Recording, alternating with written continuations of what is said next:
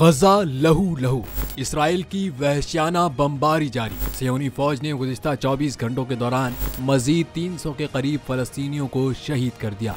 मजमूई शहादतों की तादाद 9000 से तजावुज कर चुकी।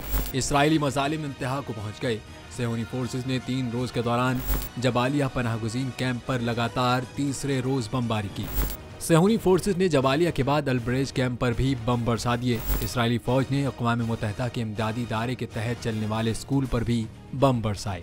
अक़वाम मुत्तहिदा ने जबालिया पर इसराइली हमले को जंगी जुर्म करार दे दिया। अब तक इसराइली हमलों में 3700 से जायद बच्चों समेत शहीद फलस्तीनियों की तादाद 9200 हो गई है, जबकि 24,000 से जायद फलस्तीनी जख्मी हो चुके हैं।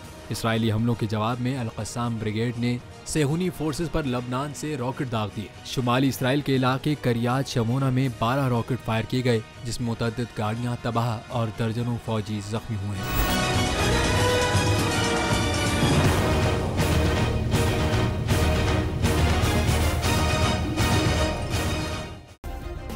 सब्सक्राइब करें और बेल दबाएं ताकि कोई खबर रह न जाए।